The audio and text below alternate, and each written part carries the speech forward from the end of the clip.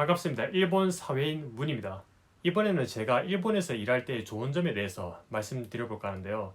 제가 한국 분들 중에서 일본에 오면 괜찮겠다 싶은 분들이 어떤 분들일까 한번 생각을 해봤어요. 무엇을 해결하고 싶은 사람이 일본에 오면 좋을까? 내가 일본에 와서 일하면서 어떤 점을 정말로 마음에 들어 했느냐? 성격이 착해서 사회생활을 할 때 호구가 되기 쉬운 사람들 있잖아요. 내 성격으로 인해서 호구가 되는 인생을 살아가기 싫다.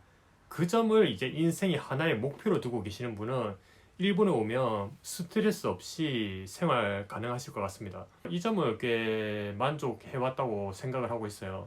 저도 일본에 와서 한 회사가 아니라 여러 회사를 경험해봤고 그 회사들마다 이제 뭐 사풍이란 게 있죠. 조직 문화가 뭐 조금씩 다르긴 한데 그 공통점으로 꼽자고 하면 역시 작은 배려를 할 줄 아는 사람들이 많다는 점인 것 같아요. 물론 다 같은 사람인데 일본에서도 착한 사람들을 호구로 취급하려고 하는 사람들이 없다고는 말을 못 하겠어요. 하지만 전반적인 사회 경향으로 일본에서는 그런 분위기가 꽤 적은 것 같습니다. 착해서 거절을 잘 못하고 떠맡은 일을 하고 그리고 이 싫은 소리를 잘 못하고 그리고 상대방한테 뭔가 미안한 일이 있을 때 진심으로 미안합니다, 죄송합니다 라고 말하면서 고개를 숙일 줄 안다면 상대방이 이런 저를 보고 아 얘는 고개를 숙일 줄 알구나 그럼 나도 얘한테 맞춰서 고개를 숙이거나 아니면 배려하는 태도를 좀 지녀야겠다 이렇게 생각하는 게 아니라 얘가 스스로 고개를 숙이네 좀 난감한 부탁을 해볼까?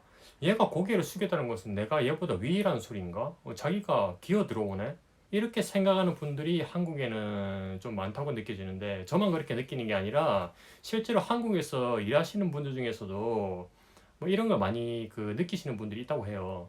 그래서 착한 분들이 한국에서 힘든 게 뭐냐면 만만하게 보이지 않는 법을 또 따로 배워야 돼요. 착한데 만만하게 보이지도 않아야 돼. 이게 얼마나 힘들어요. 또 그 사람들이 천성이 착한데 그런 걸 따로 공부하듯이 배워서 상대방이 그렇게 호구 취급하려고 할 때 카운터를 칠 줄 알아야 되고 이런 것을 하는 것 자체가 엄청나게 스트레스일 거예요. 사실은 나는 착하게 살고 싶고 서로 배려하면서 살고 싶고 그렇게 살아가고 싶은데 센 척해야 되니까 얼마나 정신적인 소모가 크겠어요. 내가 너한테 심하게 굴어도 너의 감정을 생각하지 않는 말투로 말을 해도 너는 돈을 받고 있는 입장이니까 이 정도는 버텨야지. 뭔가 버티기를 강요하는 사회라고 해야 되나? 뭔가 그런 생각이 저변에 깔려 있을지도 모르겠네요. 하지만 우리가 조직원 대 조직원이기 이전에 인간 대 인간이잖아요. 감정을 가지고 있는 인간. 그렇기 때문에 조금이라도 감정적인 배려를 좀 해주면 훨씬 더 괜찮은 사회생활이 될 수도 있을 건데 그 점에 있어서는 일본이 좀 많이 상대방의 감정을 이제 생각하면서 행동하고 말하는 사회이기 때문에 이 사람이 좀 스스로 굽히고 들어올 줄 아는 성격이며 아 얘가 이렇게 하는데 얘한테 내가 심하게 굴면 얘도 감정을 가진 인간이니까 결국은 기분 나빠할 수도 있겠지. 얘가 나한테 그런 태도로 보인다고 해도 내가 얘한테 반대의 태도로 보이면 안 된다. 나도 얘의 감정을 살피면서 배려를 좀 해줘야지. 대부분의 사람들이 이런 마인드는 기본적으로 있다. 저는 한국에 있었을 때 착하게 살고 싶다는 생각을 했고 꽤 많이 착한 편이었어요. 이제 제가 숙이니까 자기는 이제 숙이려고 안 하고 뭐 그렇게 그러한 것을 느끼면 스스로도 이제 성격이 나빠지더라고요. 그런데 일본에 와서 제가 성격이 훨씬 더 유연해지고 잘 화도 안 내고 한국에 있을 때보다 훨씬 더 유순해진 것 같습니다. 저는 제가 먼저 배려하면 상대방도 배려한다는 입장이고 그런 가치관으로 살고 싶기 때문에 일본에서도 제가 먼저 이제 숙이거나 배려를 하면 상대방도 거기 맞춰주거든요. 그러니까 이 상대방이라는 게 윗상사나 아니면 좀 더 높은 사람이라든지 아니면 저보다 낮은 사람이라든지 뭐 그런 이제 직급에 관계없이 이런 저에 대해서 제멋대로 취급해야겠다 이런 생각을 가진 분들을 제가 이제 거의 본 적이 없기 때문에 그래서 제가 유순한 상태의 성격을 일본에서는 계속 유지를 할 수가 있더라고요. 일본에서 제가 겪은 정말 여러 가지 에피소드가 있는데 무슨 부장 클래스 무슨 임원 클래스 분들이 그냥 일본 평사원한테 미안해하면서 말하는 것도 이제 제가 엄청 충격이었고 그리고 이제 회사가 여러 가지 거래처들이 있잖아요. 그래 거래처들이 있으면 이제 항상 갑을 관계라는 게 생기는데 돈을 받고 돈을 주는 관계니까 갑을 관계가 생기겠죠. 그런 갑을 관계가 명확히 있는데도 이제 갑이 을한테 횡포를 부리거나 아니면 을한테 대충 말하거나 이제 을의 기분을 생각하지 않고 이렇게 던지듯이 말하는 경우를 일본에서 저희 거의 본 적이 없고 오히려 을한테 돈을 주면서 시키면서도 미안해 하더라고요. 이건 제가 일본에 왔을 때 꽤 문화 충격이었습니다. 회사 내 급여나 거래처와의 발주 금액 같은 것은 노동에 대한 대가일 뿐이고 그 돈만으로는 정신 소모에 대한 대가가 될 수가 없다고 이제 생각하기 때문에 그 정신의 소모에 대한 대가로서 상대방을 케어하는 듯한 말투, 배려하는 듯한 말투, 이렇게 고맙습니다, 미안합니다, 이런 말들을 이제 하는 것, 이것이 돈과 따로 있어야 된다고 보는 입장이죠.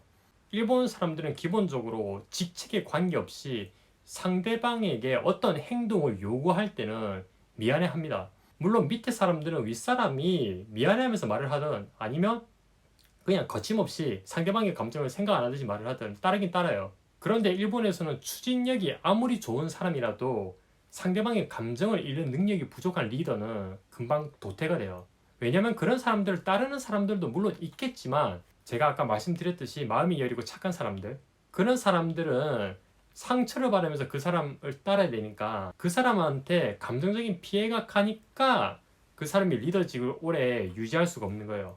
일본에는 와라는 그 조화로 대표되는 문화가 있어서 그 조직원 모두가 마음 상태가 높은 파도가 치는 게 아니라 잔잔한 물결처럼 그런 분위기로 조직을 만들려는 경향이 있기 때문에 조금이라도 조직에 누군가가 상처를 받고 그런 분위기가 보이는 팀이 있다면 회사에서 그런 팀을 그대로 놔두지를 않죠. 아무리 그 팀이 실적이 좋아도 말이죠. 정신을 갈아놓고 실적이 좋아도 그건 아무런 의미가 없죠. 그런데 반대로 일본에서 일하는 게 안 좋은 분들이 어떤 분들이냐면 자기 주장이 강하신 분들, 그리고 인간관계에서 상하 관계가 중요하다고 생각하시는 분들, 그리고 경쟁 의식이 강하신 분들, 이런 분들은 이제 일본에서 일하실 때 꽤 큰 어려움을 겪으실 겁니다. 일본에서 일하는 걸 별로 추천드리지 않아요. 이런 분들은.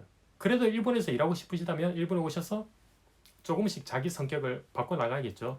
아니면 일손이 부족해서 그런 성격도 받아들여주는 회사에 들어가시거나 오히려 그런 성격을 찾고 있는 회사를 어떻게든 찾아서 들어가셔야겠죠. 생각해보니까 저도 자기 주장은 확실하게 하는 편이었네요. 최근에는 자기 주장을 꼭 해야 된다는 그런 이제 마인드 자체가 많이 없는 것 같아요. 상대방의 말을 일단 다 들어주고 일단 듣는 것 자체가 이제 배려의 하나이기 때문에 그걸 좀 더 중요시하게 된 것 같아요. 확실하게 저도 일본에 와서 많이 변한 점이 있는 것 같습니다. 저는 사람들의 작은 배려들이 모여서 큰 영향력을 발휘한다고 생각하는 사람이고 그것을 중요하게 생각하게 나가고 싶기 때문에 제가 일본에서도 큰 별탈 없이 지내고 있는 것 같습니다. 그럼 오늘 영상은 여기까지 하고 또 다른 영상으로 찾아뵙도록 하겠습니다. 감사합니다.